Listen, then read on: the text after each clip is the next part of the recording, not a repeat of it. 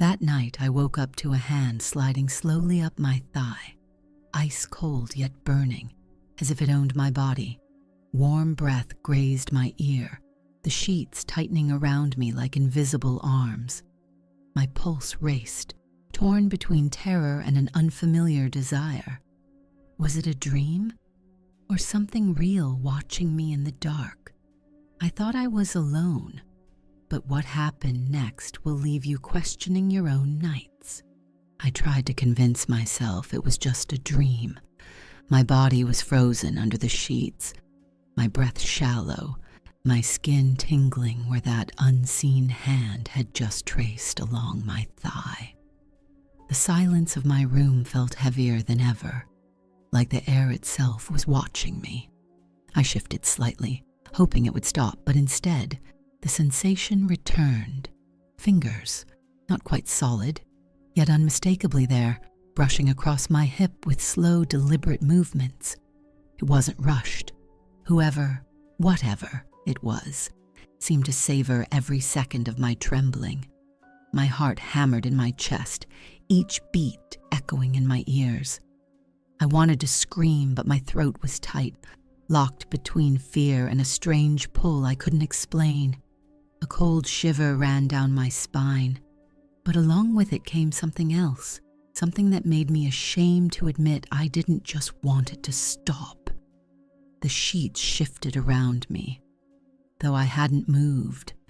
The pressure of weight pressed near my legs as though someone invisible had climbed onto the bed. My breath caught as a warmth spread over my neck, the faintest whisper of breath tickling my skin. I clenched my eyes shut, telling myself, if I don't look, it can't be real. But deep down, I already knew. I wasn't dreaming. The air carried a faint scent, musky and intoxicating, as though someone was impossibly close. My body betrayed me, shuddering not only from fear, but from the undeniable heat that spread across my chest. I wrapped my arms around myself, but the sensation only grew stronger, more insistent. It was as if the unseen figure knew exactly where to touch, not violently, not with malice, but with a strange, deliberate intimacy. My legs tensed beneath the sheets, trembling, resisting.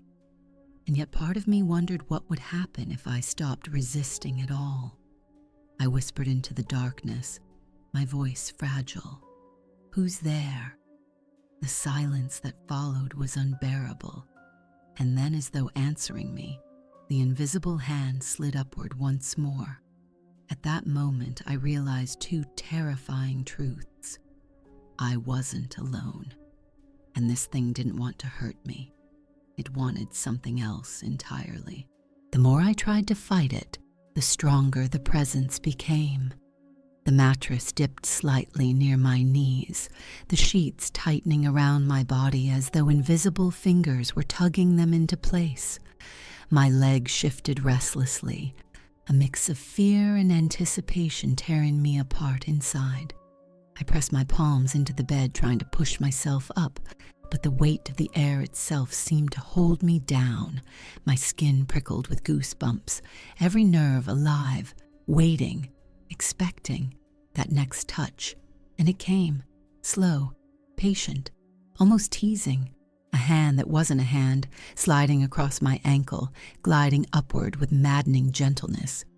I gasped, clutching at the sheets, my body arching against my will. The room felt smaller, the shadows closer. I could hear my own heartbeat pounding in my ears, drowning out every rational thought. Fear screamed at me to get up, to run, to escape this nightmare. But something deeper whispered, "Stay." A warm breath traced my collarbone, unseen lips hovering just above my skin. My chest rose and fell in shallow, uneven breaths, every exhale trembling as if I had surrendered part of myself to the darkness. Then, the most shocking part, my body responded. Heat spread through me, pooling low in my stomach, a tension that wasn't born of fear but of something far more dangerous.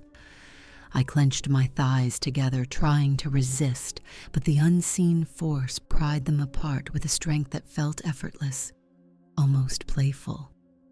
I whimpered, hating the sound of my own weakness, yet at the same time, I couldn't stop.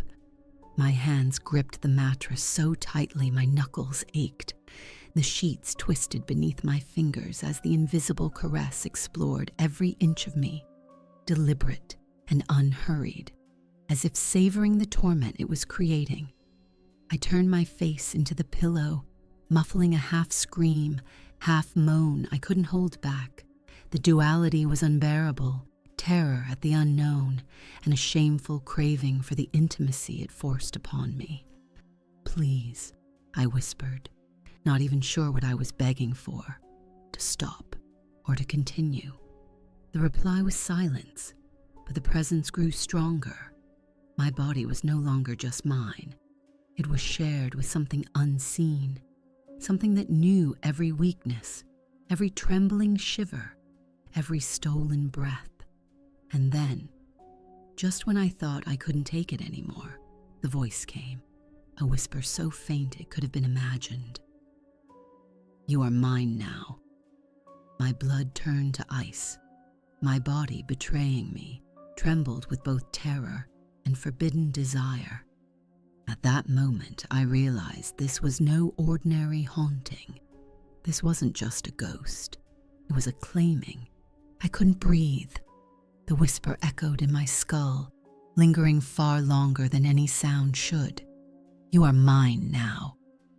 Those words weren't just spoken. They carved themselves into me, branding my very soul. I tried to scream, but no sound came out. My throat tightened, as though unseen fingers had closed around it, controlling even the air I was allowed to take. My chest heaved, shallow and frantic, my body trembling beneath an invisible weight. Then came the kiss, software possessive, right at the hollow of my throat. A heat spread from that single point, racing down through my chest, curling low into a fire that I could neither extinguish nor ignore. My legs trembled violently as the sheet shifted, wrapping around me like restraints. I struggled, but every movement only made me more aware of the way my body was reacting. How my skin burned for every forbidden touch, how the fear and desire tangled until they were indistinguishable. Tears pricked my eyes. Why me? Why this?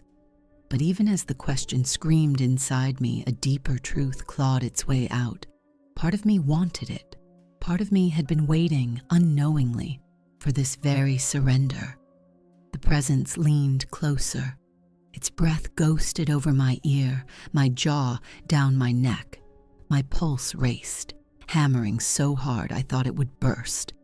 And then, just when I thought I would collapse under the intensity, everything stopped. The air lifted. The weight vanished. The sheets fell limp around me. Silence reclaimed the room. I lay there frozen, my body slick with sweat, my heart still galloping wildly.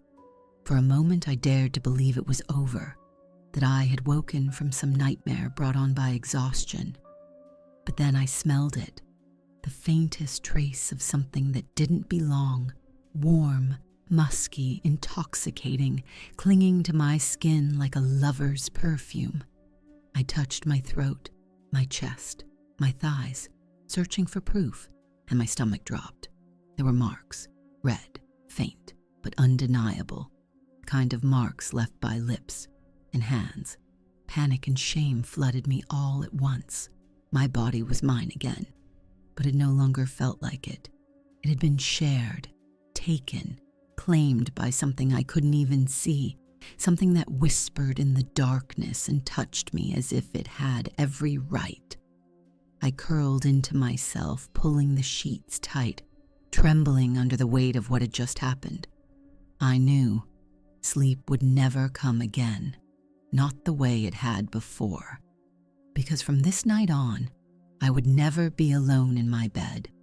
And then, Just as my eyes began to blur with tears, I heard it again, the faint creak of the mattress, the brush of fingers along my calf, the whisper, closer this time, almost tender. "I'll be back." I froze, unable to move, unable to scream, because deep down I already knew. It wasn't a promise, it was a vow. If this story left you breathless, don't watch it alone tonight. Subscribe now for more terrifying midnight encounters and share your own experiences in the comments. You might not be the only one being touched in the dark.